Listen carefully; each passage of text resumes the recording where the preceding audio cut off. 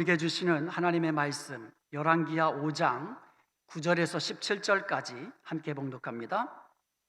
나아만이 이에 말들과 병거들을 거느리고 이르러 엘리사의 집 문에 서니 엘리사가 사자를 그에게 보내 이르되 너는 가서 요단강에 몸을 7번 씻으라 네 살이 회복되어 깨끗하리라 하는지라. 나아만이 노하여 물러가며 이르되 내 생각에는 그가 내게로 나와서서 그의 하나님 여호와의 이름을 부르고 그의 손을 그 부위 위에 흔들어 나병을 고칠까 하였도다. 다메섹강 아바나와 바르빌은 이스라엘 모든 강물보다 낫지 아니하냐. 내가 거기서 몸을 씻으면 깨끗하게 되지 아니하랴 하고 몸을 돌려 분노하여 떠나니 그의 종들이 나와서 말하되 내 아버지여 선지자가 당신에게 큰 일을 행하라 말하였다면 행하지 아니하였으리까. 하물며 당신에게 이르기를 씻어 깨끗하게 하라 함이니까 하니 나아만이 이에 내려가서 하나님의 사람의 말대로 요단강에 7번 몸을 잠그니 그의 살이 어린 아이의 살같이 회복되어 깨끗하게 되었더라. 나아만이 모든 군대와 함께 하나님의 사람에게로 돌아와서 그의 앞에 서서 이르되 내가 이제 이스라엘 외에는 온 천하에 신이 없는 줄을 아나이다. 청하건대 당신의 종에게서 예물을 받으소서 하니 이르되 내가 섬기는 여호와께서 살아 계심을 두고 맹세하노니 내가 그 앞에서 받지 아니하리라 하였더라. 나아만이 받으라고 강권하되 그가 거절하니라. 나아만이 이르되 그러면 청하건대 노새 2마리의 실을 흙을 당신의 종에게 주소서. 이제부터는 종이 번제물과 다른 희생 제사를 여호와 외 다른 신에게는 드리지 아니하고 다만 여호와께 드리겠나이다. 아멘. 오늘은 축복의 문을 여는 열쇠, 온전한 순종이라는 제목으로 하나님께서 우리에게 주시는 말씀을 나누도록 하겠습니다. 성경에서 하나님의 말씀이 가장 강조되고 있는 장은 시편 119편입니다. 매 구절마다 하나님의 말씀, 하나님의 계명, 하나님의 교훈, 하나님의 율례, 하나님의 율법, 하나님의 말씀이 매절 강조되고 있어요. 그런데 그 119편을 시작하면서 1절과 2절에 하나님의 말씀을 행하는 자가 복이 있도다 이렇게 강조하면서 시작을 합니다. 실제로 성경 전체를 보면 축복받은 모든 사람들은요 온전히 순종했던 사람들이었습니다.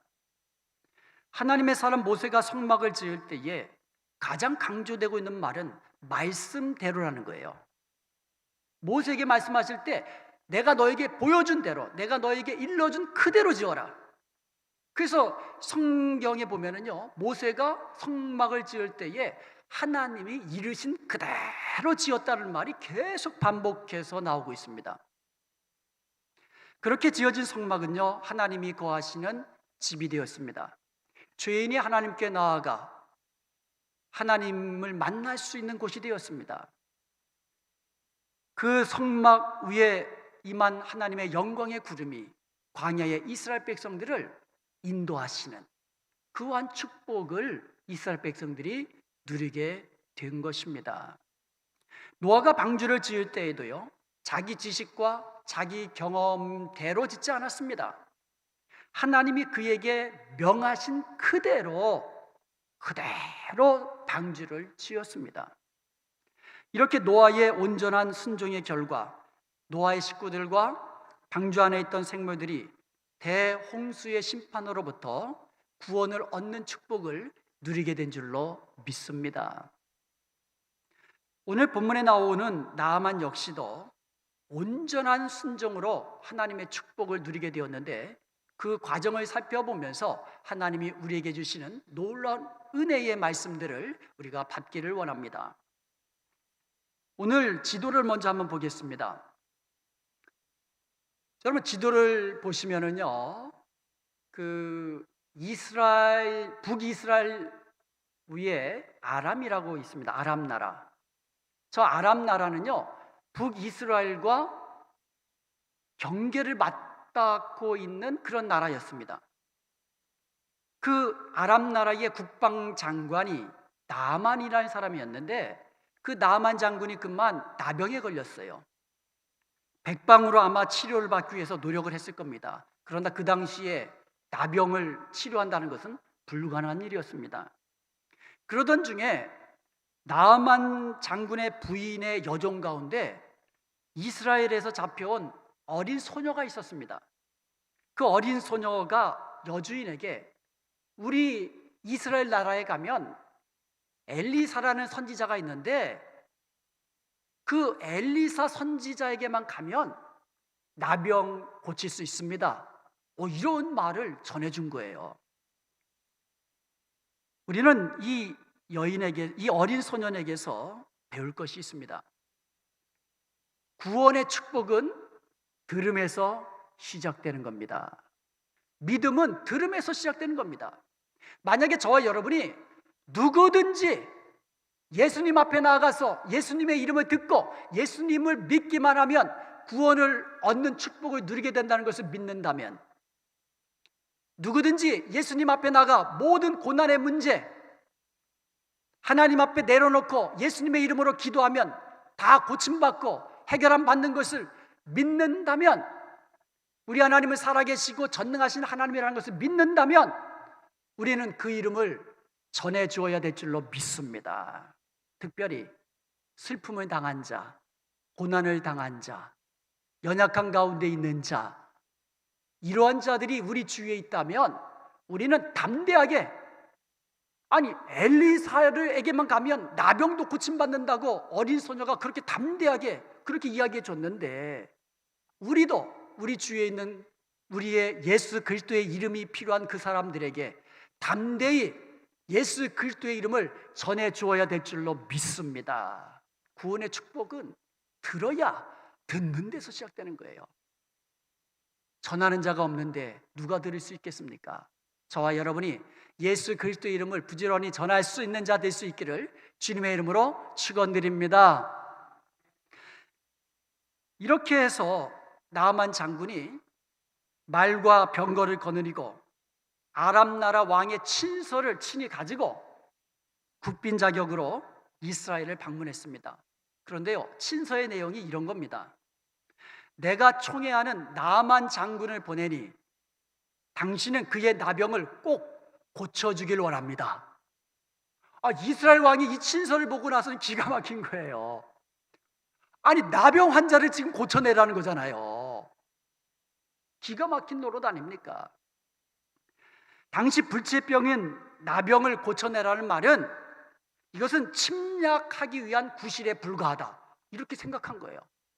이렇게 생각하니까는 이 분한 거예요. 옷을 찢으면서 분노했습니다.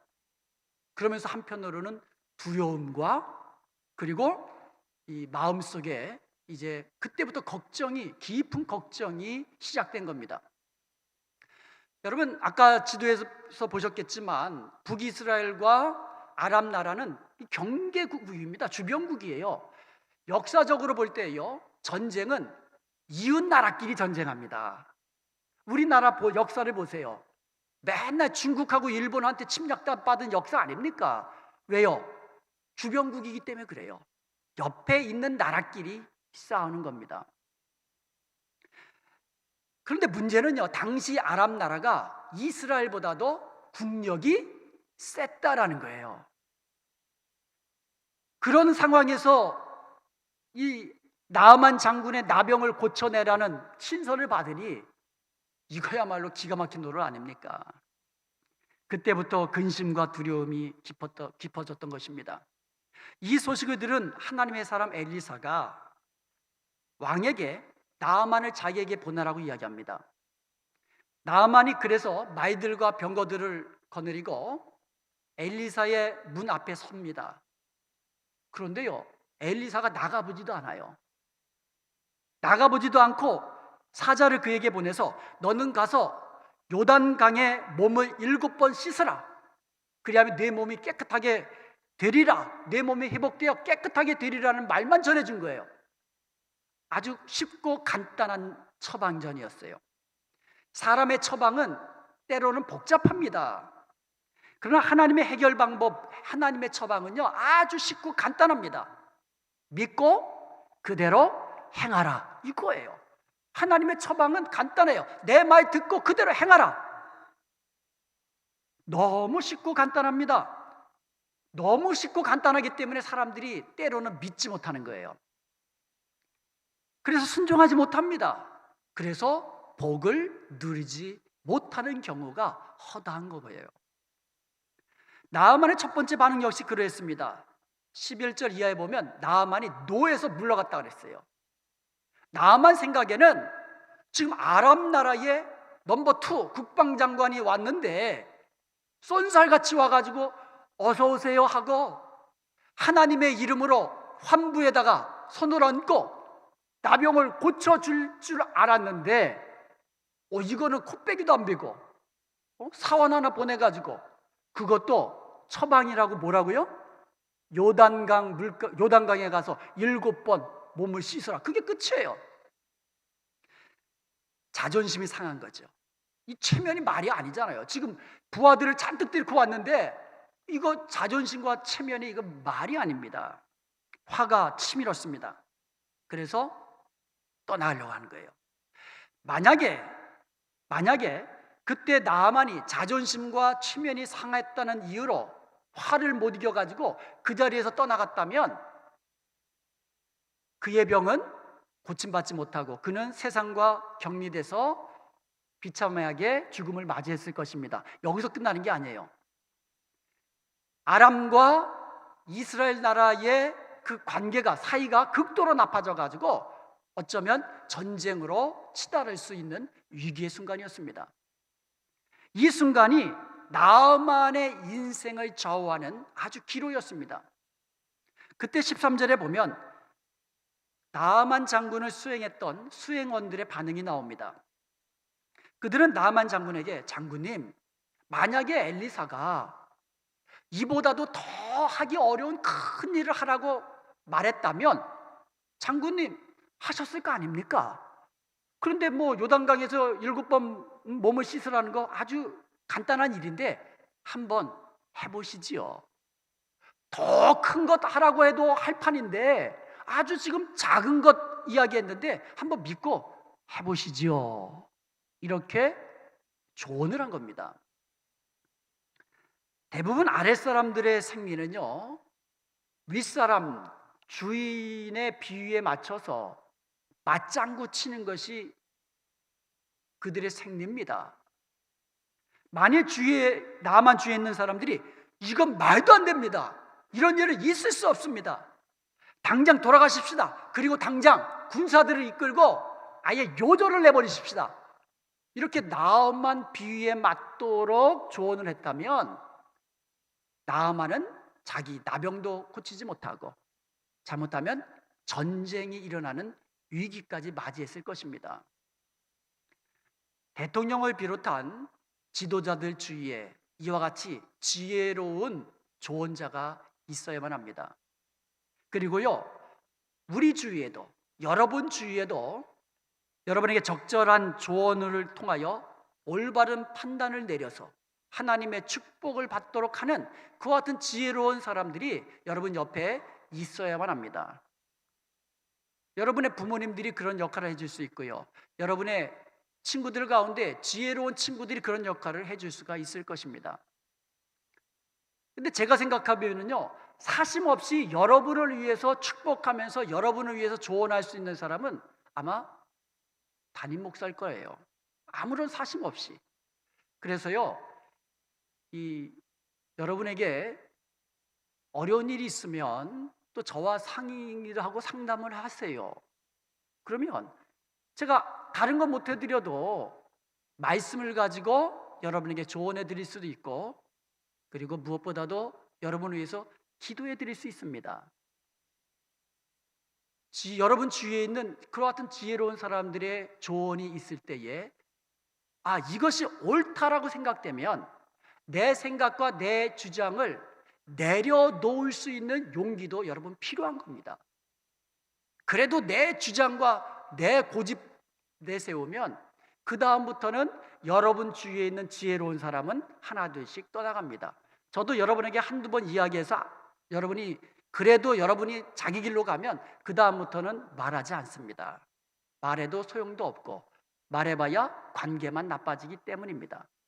그러므로 누군가가 나에게 좋은 조언을 해줄 때에 이것이 옳다라고 생각되면 내 것을 내려놓을 수 있어야만 합니다. 그런데요, 어떤 사람의 조언보다도 하나님의 말씀은 우리에게 가장 큰 인도자가 되고 상담가가 되는 말씀인 줄로 믿습니다. 진리의 말씀인 줄로 믿습니다. 그리고 어떤 사람들보다도, 여러분의 심지어 부모님들보다도 여러분을 더 축복하기를 원하고 여러분이 행복하기를 원하시고 선한 길로 인도하시기를 원하시는 하나님이시기 때문에 하나님의 말씀이 임할 때에 내 생각과 내 주장과 내 경험과 다르다면 그때는 하나님의 말씀을 따라야 하는 것이에요.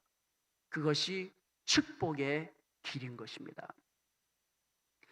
나아만이 수행원들의 조언을 들어보니까 맞거든요. 더 큰일 하라고 해도 할 판인데 나병에서 고침받는다고 했는데 여러분 무엇을 못하겠습니까?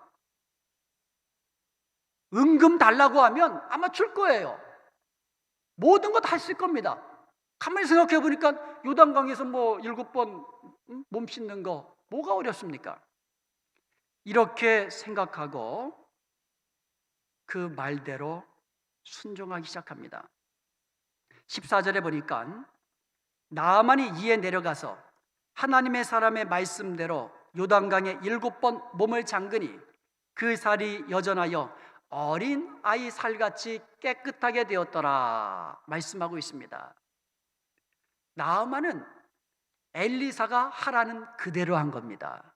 마차에서 내려서 요단강가로 내려가서 몸을 7번 씻은 겁니다. 그대로 한 겁니다. 온전히 순종한 것입니다. 중요한 것은 6번까지 씻었는데 아무것도 일어나지 않았다는 거예요. 7번째 몸을 잠그고 나니까 그때 기적이 일어난 줄로 믿습니다. 어린아이 살같이 깨끗하게 되어 나병에서 고침을 받게 된 것입니다. 만일 그때 나아만이 조급증을 견디지 못하고 6번까지 한 다음에 내가 쓸데없는 짓 하지. 아니 우리나라에 가면 지금 요단강보다도 더 크고 맑고 정말 그런 깨끗한 물이 있는데 이 조그맣고 탁한 이 요단강에서 7번 몸을 씻으면 이거 더 더러워져 가지고 나병이 퍼지겠다.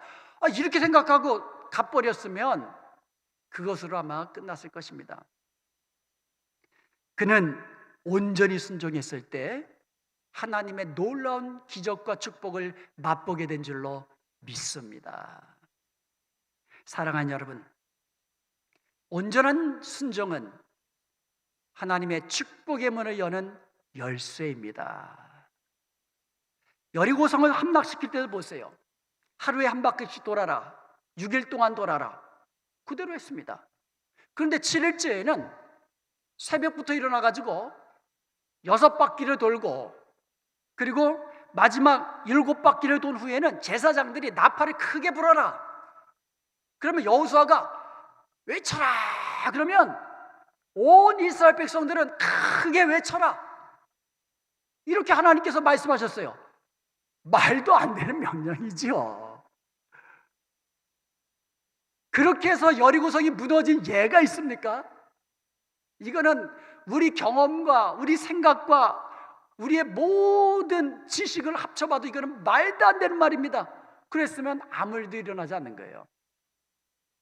그런데요, 성경에 보면은 그대로 했습니다.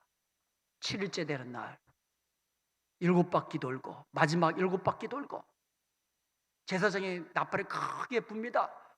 여호수아가 외칩니다. 자, 지금부터 외쳐라! 그랬더니 이스라엘 백성들이 한 목소리를 크게 외쳤습니다. 뭐라고 외쳤을까요? 그건 모르겠어요. 중요한 것은 뭐라고 외친 것이 중요한 게 아니라 하나님의 말씀대로 크게 외친 겁니다. 그대로 한 겁니다. 온전히 순종하니까 그때 여리고성이 무너져 내립니다. 이스라엘 백성들이 무너진 여리고 성벽을 타고 넘어가서 전멸시킨 겁니다. 여러분, 말씀대로 온전히 순종했을 때에 말씀대로 축복하시는 하나님의 놀라운 은혜를 경험하게 되는 줄로 믿습니다. 여러분, 말씀대로 순종하세요. 그것도 온전히 순종하세요. 온전한 순종은 축복의 문을 여는 열쇠입니다. 반대로요, 하나님의 경고의 말씀을 무시하면 안 됩니다. 경시하면 안 됩니다. 기울여 들으면 안 됩니다. 하나님의 경고의 말씀도 귀담아 듣고 그 말씀 그대로 해야 돼요. 만약에 우리가 하나님의 경고의 말씀을 듣지 않으면 말씀대로 하나님의 심판과 징계를 받게 됩니다. 그 대표적인 경우가 나답과 아비후의 경우입니다. 나답과 아비후는요, 아론의 아들들이에요. 대제사장 아론의 아들들입니다. 그들도 제사장입니다. 그래서 그들도 성소에 나가서 향을 피우는 일을 그들이 합니다. 그런데요, 레위기 10장 1절과 2절에 보면 그들이요, 하나님이 드리라고 명령하지 아니하는 불을 가지고 가서 하나님 앞에 향을 피우다가 자기들이 하나님의 진노의 불에 타서 죽게 됩니다. 우리 생각에는요, 향불을 피우는데 라이터 뿌리면 어떻고 장작 뿌리면 어떻고 성냥 켜가지고 하면 어떻습니까? 불만 붙이면 되는 거 아닙니까? 향불을 그냥 불만 붙이면 되지 않습니까? 하나님의 말씀이 없으면 그래도 됩니다. 그런데 하나님이 말씀하신 불이 있다면 반드시 그 불을 가지고 향불을 붙여야만 합니다. 그렇지 않으면 하나님의 심판과 징계를 받게 되는 거예요. 여기서 우리는 놀라운 교훈을 얻게 됩니다. 나답과 아비후는 제사장입니다. 하나님 앞에서 내 일 하는 게 아니라 하나님 앞에서 봉사의 일을 하는 겁니다. 제사장이 봉사의 일을 하는 것보다도 하나님의 말씀에 순종하는 것이 더 중요합니다. 봉사보다도 순종이 더 낫습니다. 여호수아 7장에 보면은요, 또 다른 좋은 예가 나옵니다. 가나안 땅으로 들어간 이스라엘 백성들은요, 여리고 성에서 승리한 이후에 자신감으로 충만해졌습니다. 그리고 그 가까운 곳에 아이성이라고 작은 성읍이 있었습니다. 그래서 우습게 보고는요, 군사 한 2-3천 명만 보내도 이기겠다. 그래가지고는 거칠 것 없이 아이성을 향하여 공격했습니다. 하지만 문제가 생겼습니다. 별거 아니라고 생각했던 아이성 전투에서 패한 것이에요. 성경에서 그 이유를 알려주고 있습니다. 이스라엘 백성들이 자만해서, 방심해서, 군사력이 작아서, 그래서 아이성에서 패했다라고 성경에서는 기록하지 않고 있습니다. 여리고성에서 승리한 것이 군사력이 강해서 승리한 것이라고 성경에서 이야기하지 않잖아요. 오직 이스라엘 백성들이 온전히 순종했기 때문에 여리고성에서 승리한 거 아니겠습니까? 마찬가지예요. 아이성에서 실패한 이유가 여호수아서 7장 1절에 보면 오직 하나예요.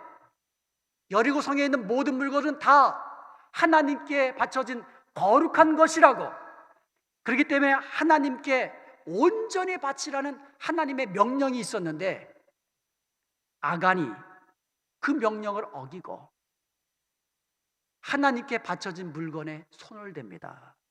그것을 자기가 입말 포켓한 겁니다. 그것이라고, 그것 때문이라고 성경은 이야기하고 있어요.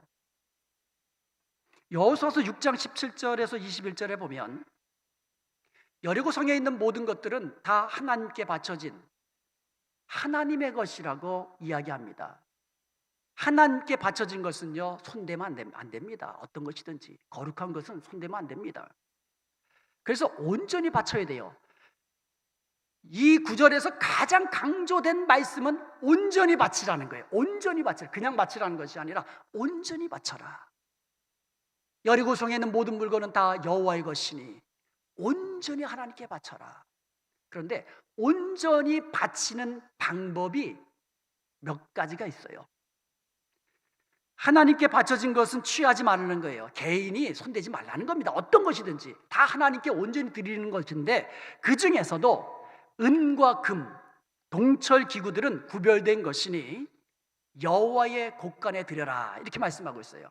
이런 것들은 불살라 버리지 말고 금, 은과 동철 기구들은 다 하나님의 곳간에 드려라. 온전히 하나님께 드려라, 그거예요. 그리고 남녀노소, 소와 양과 나귀는 다 칼날로 멸하라. 하나님께 바쳐진 것, 사람, 소, 양, 나귀 같은 생명체는 다 멸하라. 그 다음 모든 물건은 다 불탈라 버리고, 그러나 금과 은과 동철은 거룩하게 구별해서 하나님의 곳간에 드려라. 이게 온전히 바치라는 그 내용들이에요. 그런데 아간이 하나님께 바쳐진 이 거룩한 물건을 손댄 겁니다. 열고성에 들어갔다가 시나이산의 아름다운 외투 한 벌이 눈에 띄거든요. 아름다운 외투, 야, 요거 거기다가 은 200세겔과 무게가 50세겔 되는 금덩이 하나를 쓱 감춰뒀습니다. 1세겔이 무게가 한 11.4g 정도 돼요. 그래서 은 1세겔은 일반 노동자의 4일 정도 되는 임금에 해당해요. 그러면 은 200세겔이면 800일 정도의 임금입니다. 그리고 금 1세겔은요, 은의 15배입니다. 그러니까 이 50세겔 되는 것은 60일 정도에 해당하니까, 한 금 은세겔이 60일 정도에 해당하는 거니까 15배니까 그러면 한 3,000일 정도 합쳐서 3,800일, 약 일반 노동자 10년치에 해당하는 은과 금을 스쩍한 겁니다. 그런데요, 이 한 사람의 불순종 때문에 어마어마한 하나님의 징계가 임했습니다. 아이성에서 패했죠. 이스라엘 민족을 위험에 빠뜨린 겁니다. 그리고요, 자기뿐만 아니라 아간에 속한 아들들과 딸들과 그가 소유하고 있는 모든 금은 보화들, 소와 나귀와 양들과, 그리고 지가 슬쩍한 한 번도 입어보지 못하고 외투와 금과 은과 함께 아골 골짜기로 끌려가가지고 거기서 돌에 맞아 다 죽고 불살라 끝나버렸어요. 한 사람의 불순종이 엄청난 하나님의 경고를 무시한 이와 같은 한 사람의 불순종이 온 나라와 자기 가족과 모든 것을 비극으로 끝마치게 되었던 결과로 맞이한 겁니다. 사무엘상 15장에 보면 이스라엘 초대 왕인 사울의 경우도 마찬가지였습니다. 사울 왕이 아말렉과 전쟁할 때에 하나님의 말씀이 있었습니다. 아말렉은 내가 대대로 사울이라 한 그 민족 아니냐? 아말렉과 전쟁에서 내가 승리해 줄 텐데 너는 아말렉과 전쟁에서 승리한 다음에 완전히 진멸하라, 이 명령을 하셨어요. 그런데 사울이 아말렉과 전쟁에서 승리한 다음에 하나님 말씀 그대로, 하나님의 경고의 말씀을 그대로 순종하지 않았어요. 살찐 짐승들을 살려놓았어요. 자기 생각에는 이 살찐 좋은 짐승들을 살려놓아서 하나님께 제사를 드릴 때 쓰면 얼마나 좋은가, 자기 생각이 그렇게 한 겁니다. 그리고 이 많은 이 살찐 짐승들, 소와 양과 염소와 이 많은 이 살찐 짐승들 놔두면 이게 우리에게 얼마나 이득이 되겠는가, 인간적으로 생각한 겁니다. 그리고요, 아말렉 왕 아각을 죽이라고 했는데 죽이지 않고 살려줍니다. 그러니까 원수 나라의 왕을 포로로 잡았는데 죽이지 않고 살려두면 자기는 참 인간적인 왕이고 자비로운 왕이고 그리고 온유한 왕으로 백성들에게 존경받게 될 수도 있어요, 어쩌면. 그러나 하나님의 경고를 무시한 사울 왕은 그 일로 인해서 이제 자기 왕위를 계속 계승해 가지 못하고 실질적으로 폐위를 당하게 됩니다. 그리고 나중에 전쟁에서 자기도 죽게 되죠. 우리가 생각할 때에 아니 이거 살찐 짐승 놔두는 게 좋지 않는가? 아니 그리고 적군도 인권이 있는데 생명이 있는데 최소한 어린 아이들은 살려둬야 되지 않겠는가? 그리고 아무도 안 보는데 아니 그 외투 한 벌 너무 아름다워서 아니 그 외투 한 벌 좀 입겠다고 남겨놨는데 그게 뭐가 그렇게 큰 죄인가?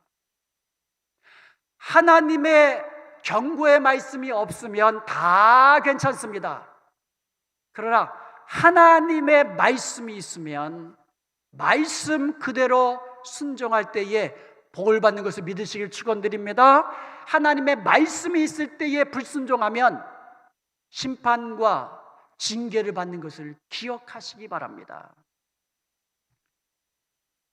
때로는 하나님의 말씀보다 내 경험과 내 지식이 그리고 내 생각이 더 좋아 보일 수도 있습니다. 그러나 갈릴리 호수에서 어부로 잔뼈가 굵었던 베드로가 자기 생각과 자기 경험을 다 내려놓고 주의 말씀이 오니 내가 말씀에 의지하여 말씀대로 깊은 데로 가서 그물을 내리리이다. 이렇게 온전히 순종한 결과 베드로는 하나님의 제자가 되는 놀라운 축복을 누리게 된 줄로 믿습니다. 여러분, 순종이 제사보다 낫습니다. 순종이 봉사보다 낫습니다. 순종이 내 경험과 내 생각과 내 지식보다 낫습니다. 우리의 온전한 순종은 축복의 문을 여는 열쇠입니다. 나만 장군이 엘리사의 말대로 온전히 순종하여 요단 강물에 7번 몸을 씻고 난 다음에 나병에서 고침받고 깨끗하게 된 줄로 믿습니다. 그런데요, 그가 받은 축복은 여기가 다가 아니었어요. 나만은요, 자기의 모든 함께 간 수하들을 다 데리고 다시 가서 엘리사 앞에, 하나님 앞에 섰다고 말하고 있어요. 여러분, 은혜 받고 축복 받은 다음에는요, 꼭 하나님 앞에서 감사를 드리시기 바랍니다. 그것이 하나님을 영화롭게 하는 겁니다. 엘리사의 말대로 해가지고 고침받은 다음에 나만 장군은요, 그냥 가지 않았어요. 다시 돌아왔습니다. 돌아와서 그가 놀라운 고백을 합니다. 내가 이제 이스라엘 외에는 참신이 없는 줄 아나이다. 이 말은 이스라엘 하나님 여호와 하나님만이 참신인 것을 내가 알았습니다라는 하나님에 대한 신앙 고백인 줄로 믿습니다. 그리고 16절에 자기를 종이라고 고백합니다. 엘리사에게 자기가 당신의 종입니다라고 고백해요. 왜요? 엘리사는 하나님의 사람이기 때문에 나는 이제 당신의 종입니다. 그러면서 뭐라고 고백하냐? 이제부터 여호와 하나님 외에는 다른 신에게는 내가 제사 드리지 않겠습니다. 이렇게 고백을 합니다. 나병에서 고침받아도 결국 죽습니다. 몇 년도 살겠어요? 나병 걸려서 죽으나 나병에서 고침받고 죽으나 그건 그 몇십 년 차이입니다. 그런데요, 나아만은 이번 일을 통해서 온전한 순종으로 나병에서 고침받았을 뿐만 아니라 하나님의 살아계심과 하나님의 크신 능력을 경험하게 되고 살아계신 하나님에 대한 그 신앙을 가지게 된 것, 이것이야말로 가장 큰 복인 줄로 믿습니다. 그런데 그가 받은 축복은 그것이 다가 아니었어요. 그가 함께한 모든 수행원들, 군인들, 모든 과정을 다 보았습니다. 모든 과정을 다 보았습니다. 하나님의 크신 능력을 그들도 다 경험한 거예요. 그들의 눈앞에서 그들의 입을 통하여서 아람 왕도, 그리고 아람 나라의 신하들도, 그리고 그들의 수많은 가족들도 그들의 입을 통하여 살아계신 하나님의 이름이 전파된 줄로 믿습니다. 얼마나 한 사람의 온전한 순종이 이렇게 엄청난 하나님의 축복을 누리게 된 줄로 믿습니다. 사랑하는 여러분, 여러분 하나님이 주신 축복을 누리기를 원하십니까? 아멘. 여러분뿐만 아니라 여러분의 자녀들이 축복된 삶을 살기를 원하십니까? 아멘. 그렇다면 방법은 단순합니다. 순종하십시오. 온전히 순종하십시오. 하나님의 말씀에 온전히 순종하면 하나님의 말씀대로 축복의 문을 열어서 여러분에게 필요한 모든 것을 부어 주실 것입니다. 그리하면 말씀대로 하나님은 여러분뿐만 아니라 여러분의 자녀 손들에게까지 축복을 허락해 주실 것입니다. 사랑하는 여러분, 온전한 순종은 축복의 문을 여는 열쇠입니다. 이제부터 무슨 말씀을 하시든지 온전히 순종하십시다.